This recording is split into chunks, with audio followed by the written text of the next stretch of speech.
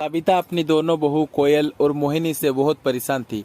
दोनों बहुओं के होने के बावजूद भी सविता को घर का सारा काम करना पड़ता था, क्योंकि दोनों बहू हमेशा आपस में लड़ाई करने लगते थे और इसके लिए सविता बहुत परेशान होकर रहती थी। आज तो मोहित जी को मेरे हाथों का बनाया हुआ केक बहुत पसंद आएगा। एक काम करती हूँ, जल्दी से मैं इसे फ्रीज में रख देती हूँ, नहीं तो ये मेल्ट हो जाएगा। अरे फ्रीज में तो जगह ही नहीं है। अगर मैंने इस केक को बाहर रख दिया तो ये गर्मी की वजह से तो मेल्ट हो जाएगा। अरे ये फ्रीज में फेस पैक किसका है? ये कोयल का होगा। 24 घंटे तो लिपाई पुताई करती रहती है अपने चेहरे की, और कहेगी नहीं मैं नेचुरल सुंदर हूँ, और कहेगी मैं कभी मेकअप नहीं होती हूँ, झूठी कहेंगी। मोहिनी कोयल का फेस पैक बाहर रख देती है और अपना केक फ्रिज के अंदर रख देती है कि तभी कोयल आ जाती है। तुम्हारी इतनी हिम्मत कि तुमने मेरे फेस पैक को मुझसे बिना पूछे ही बाहर निकाल दिया? क्या तुम इस फ्रिज को दहेज में लाई थी, जो तुम इसमें से मेरी फेस पैक को बाहर निकाल कर रख दिया? जुबान संभाल कर बात करो। ये फ्रिज मैंने अपने दहेज में ही लाई थी, इसलिए तुम्हें पता होना चाहिए इस फ्रिज में सिर्फ मेरी चीजें ही रहनी चाहिए। दहेज में लाई थी तो क्या हुआ? वैसे तो दहेज में मैं सोफा लाई थी, वैसे तो सोफे के ऊपर तो तुम भी बैठती हो, इसलिए जल्दी से अपना केक हटाओ, मुझे अपनी फेस पैक रखना है। मैं अपना केक नहीं हटाऊंगी, और मैं भी देखती हूँ तू कैसे मेरे केक को हटाकर अपनी फेस पैक इस फ्रिज के अंदर रखता है।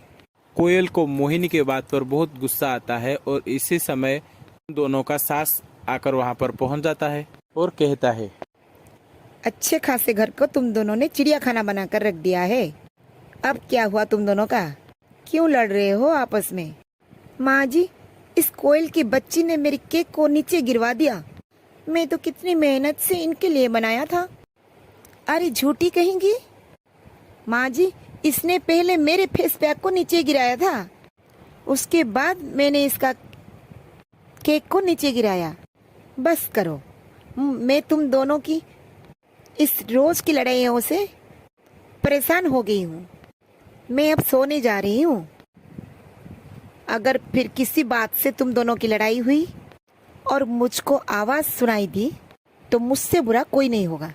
सविता वहां से चली जाती है और जिसके बाद दोनों देवरानी जेठानी दूसरे से मुंह बनाकर इधर उधर चले जाते हैं। कोयल और मोहिनी पहले से ही दूसरों को पसंद नहीं करती थी। वो दोनों हमेशा एक दूसरे को परेशान करने का मौका ढूंढ रही थी। मोहिनी हमेशा जेठानी होने का रौब जमाती थी, लेकिन कोयल भी किसी बात की कम नहीं थी। कोयल हमेशा मोहिनी की बात की मुंह तोड़ जवाब देती थी और इन दोनों की लड़ाई झगड़े के लिए सविता हमेशा परेशान रहती थी। मोहिनी और कोमल बहू, तुम दोनों आज घर की सारे साफ सफाई कर देना। कई दिनों से पूरे घर की सफाई नहीं हुई है, इसलिए तुम दोनों आपस में काम बांट लो। जल्दी से काम करना शुरू कर दो। कोयल, तुम सारे घर की जाले और पंखे साफ कर देना, छत साफ कर देना और सारे कपड़े धो देना। मैं झाड़ू पोछा बर्तन कर दूंगी, ठीक है? अच्छा जी, मैं क्या पागल दिख रही हूँ? मैं इस सारे काम को करूंगी और तुम सिर्फ झाड़ू पोछा बर्तन काम करोगी?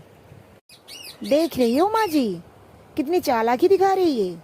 अगर तुम भी जेठानी हो तो मैं भी देवरानी हूँ। तुम दोनों का तो कुछ नहीं हो सकता। मोहिनी, तुम एक काम करो, तुम जाले साफ कर दो और सारे बर्तन धो दो, और कोयल तुम झाड़ू पोछा कर दो। फिर दोनों मिलकर कपड़े साफ कर देना। समझ गए दोनों? और जाओ जल्दी अपना अपना काम पर लग जाओ। आई ना कल ठिकाने पर? बड़ी आई थी मुझे घर का सारा काम करवाने। मन तो करता है इसकी बाल को पकड़कर पूरा हिलवा दूं। ना जाने क्या समझती है अपने आप को। नाम कोयल है और हरकत सारे कौवे जैसी। अरे जाओ जाओ, जल्दी से काम करो या कोई मोहरत लिखवाओ। जी जी जी माँ जी, हम सब काम कर रहे हैं।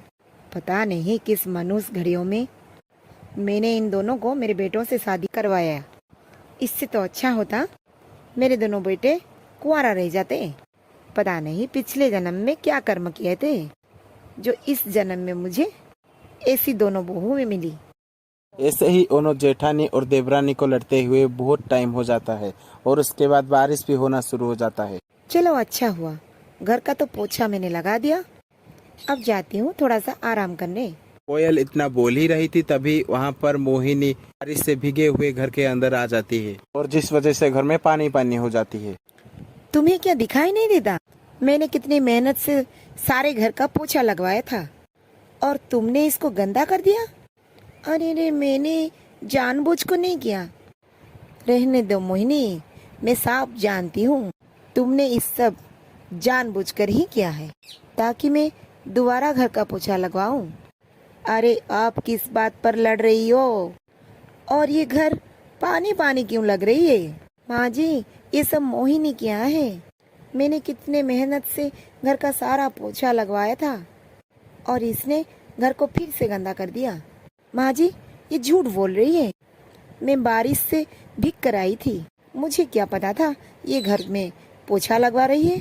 और उसके बाद दोनों बहुओं का झगड़ा इतना बढ़ जाता है कि कुछ देर बाद वो दोनों लड़ते लड़ते बाहर कीचड़ में गिर जाते हैं और सविता से ये सब दिखावा नहीं जाता और वो चिल्लाते हुए कहती है, बस बहुत हो गया, बहुत बर्दाश्त कर दिया मैंने तुम दोनों को। अब मैं और बर्दाश्त नहीं कर सकती। अपने अपने सामान लेकर अपने अपने मायके में चले जाओ और खबरदार, तुम दोनों वापस आई तो तुम दोनों की टांगे तोड़ दूंगी। सर दर्द करके रख दिया है तुम दोनों ने। तुम दोनों ने जब से आई हो इस घर की सुख शांति सब छीन लिया है। मोहल्ले वाले इस घर को चिड़ियाखाना बुला रहे हैं, इसलिए तुम दोनों यहाँ से चुपचाप चले जाओ। अपने सास का गुस्सा देखकर दोनों बहुएं बहुत डर जाते हैं और अपना अपना सामान लेकर मायके चले जाते हैं। मायके में ज्यादा दिन रहकर उन दोनों को अपने अपने ससुराल का याद आता है और अपने अपने माता पिता के कहने पर उन दोनों फिर से अपने ससुराल चले आते हैं और अपने सास से माफी मांगते हैं। माँ जी, मुझे माफ कर दीजिए। मैं अब कोयल से कभी भी लड़ाई नहीं करूँगी। हाँ माँ जी, मुझे भी माफ कर दीजिए। मैं आगे से मोहिनी भाभी से कभी भी लड़ाई नहीं करूँगी और हमारे घर में सुख शांति होगी और हमारे घर को कोई भी चिड़ियाखाना नहीं बोलेगा। चलो अच्छा हुआ। हे भगवान, तुम मेरे दोनों बहुओं को बदला दिया। और उसके बाद दोनों बहुओं और सास खुशी खुशी रहने लगते हैं।